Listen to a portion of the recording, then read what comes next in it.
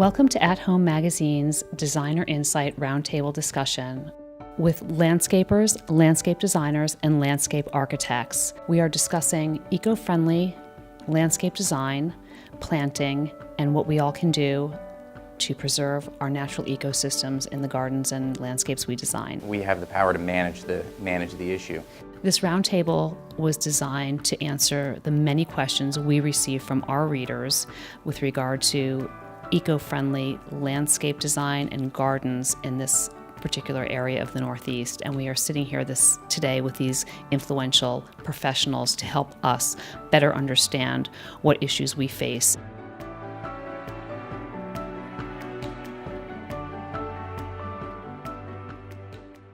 What is the best way to, quote unquote, make a statement with landscape design that won't wreak havoc on the environment? I think we're a design-oriented firm and trying to design to the site as best as possible, to the environment, to the sun, the geography of the site, picking the appropriate plants. The more appropriate you can design to that individual site, the less impact you can have on the environment and minimize your footprint. It's not that you choose a native or choose an exotic, or it's right plant, right place. And it doesn't matter where that plant came from originally. If it's the right plant in the right place, it's going to save your client money. It's going to reduce pesticide usage. It's going to reduce water usage. It's going to reduce a lot of heartache. To address your question, respecting the topography is really key as far as not having, your question speaks to wreaking havoc on the site and the environment, and trying to work with the existing terrain as much as possible, work with existing vegetation as much as possible. It's interesting because there was an Irish designer, William Robinson, who back in 1870, not 1970, but in 1870 was advocating the same thing. And he wrote a book called The Wild Garden, and it really is talking about using native plant materials that are adapted to local environments. So almost more than 100 years ago, it was a theme that's now becoming repopularized. A lot of times we're asked as landscape architects to work with a preconceived notion of a house design that may have come off a set of plans without respect to the site. And I think it's really important to start with the land and have that inform the architectural design. That we can be involved in even the smallest detail, where the pipes are coming out, because if you're an architect, you're not always thinking about what's happening right outside of the walls, and we are. So right. It will save the client so much It's less money. disruptive. And we'd like to have some influence over where decks are going to go, where patios are going to go, where pools are going to go, just so we can position them in the best places so that we can place the plants in the right places to accommodate those spaces. Right. Okay, it makes a difference where we're going to put the geothermal wells, because we're not going to be able to plant around there, and the Right. septic and Right. the decks and all that. So the sooner we can be brought in, the better for everybody. What are the most environmentally friendly plantings that are deer-proof? Is it boxwood, or are there other things?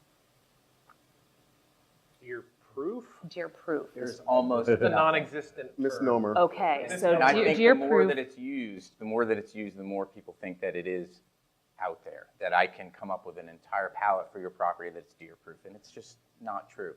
If you want beautiful plantings and a great selection, just put in fencing. Okay. And or spray. That will deer-proof you. That's really the way to go. And the deer problem is our problem. We created it. We created the ideal habitat for them, which is the breaks in the forest, and they love edge habitat, and they are very happy here. We took away their predators, and we stopped hunting. Right. And so we've created the problem, and really we need to advocate hunting. I know that might not be a popular point of view among some readers, but we created the problem. We have the power to manage the issue. The deer do cause a lot of problems with vehicle accidents and damage to our work. And Millions of dollars. The worst part about it is also Lyme disease, Yeah. which is something And that health issues. for us being on the field all day long, you have to, you Yeah. know, I tested positive 3 times for Lyme disease. But, what am I going to do? I got to be outside no matter what. You can always fence a house or spray it, like Mike said, but what about the rest? There are a few, I- though, I right? think- There are a few deer safe plants. I mean, There are. Pieris, Yeah. There's some grasses and ferns and. And there are Grass, things fern, that but they it's like really- less, I think, is Right. the key, is Right. Okay, finding they things that like- the deer like less. Why? And what's the best lush green shrub that is environmentally friendly and deer like less to replace our beloved boxwood? Well, as a designer, boxwoods have a long history. People know boxwoods, lay people know boxwoods, and you can do sculptural shapes, hedges, rounded shapes. I don't think there is a easy replacement to boxwoods. Okay. Because they've been used for hundreds of years in formal gardens, informal gardens, and there's some practical alternatives, maybe taxus hedges if you want a crisp architectural hedge, a lot of the different hollies. And we're opening up to those, but it's still a little bit of a struggle because some of the most beautiful landscapes you've probably seen are heavy on boxwoods. Right. Someone had said before about the right plant in the right place. And that's true with the boxwood too. The less stress it's under, the better the soil is amended and prepared, the more likely that it's going to do well. Usually with boxwood blight, that'll show up in about 7 days. Okay. It defoliates, and there's also fungicides to help prevent that, slow it down. Okay. Okay, we're still using boxwoods because it is such a foundational plant for back of beds, for foundations, just for these classic homes that we're working on. It's ideal. And it's probably hard to get your clients who want a particular look to open their minds to something else beyond the boxwood. And as designers, I think that's part of our role, is to educate clients about what are the opportunities outside of a traditional material, because we're often thinking about texture and color and form, which can be achieved with other things as well. So if you're looking for maybe a blue-green versus a deep green, even mixing blue greens and deep greens, it gives an interesting contrast. And I think if you can show a client something that's interesting and piques their interest, that's a great opportunity for us to move away from things that are a little bit more traditional. Well, I have 2 points that I was thinking about as we were going around the table. Number one, it's so critical that you know your grower. You have to purchase boxwoods from somebody who's been certified, and nobody guarantees them anymore, but a good grower that you can depend on, that would be the only place anybody here would ever buy a boxwood. Okay. Because it would just be too risky. But there's a lot of opportunities, and there's going to always be a blight or a pest or something to force people to keep the rotation with the plants, whether it's in your parterre or your vegetable garden, and that's kind of critical. And that's something that companies like us that with maintenance, like Mike, you have to fight all the time because most of the competition that you see, they're trimming boxes. They're not pruning, Right. We do it. I know he does it too. We spend the time in training our people on, what's the proper pruning techniques. Right. Most of the sometimes you drive by a house, you see a box. I'm sure you open it up. There's nothing inside. It's all dead because it hasn't been pruned properly. There's no air coming in. That's something that. Like I said, just because you know how to start a hedge trimmer doesn't mean you know that how you to know prune. how You to need to prune. know a whole lot more than that. What are some of the eco trends with regard to pools? I almost feel like there are a couple things that we have grown to kind of depend on and really enjoy in terms of leisure, a pool, a beautiful lawn, that might not necessarily be in keeping with eco-friendly times and conservation. What's happening? What are the eco trends in the pool? I mean, I have a chlorine pool. We smell like chlorine in the summertime. We've been building natural swimming pools for 4 years now. All right, natural meaning what? Meaning that there's no chemicals whatsoever. We use plant material and drainage system to clean the water. We keep the good bacteria in. It's a technology that's been in Europe for over 30 years. Yeah. We got into it basically by accident because a client that we do a lot of work in Newtown decided they wanted a swimming pool, but they're from Australia.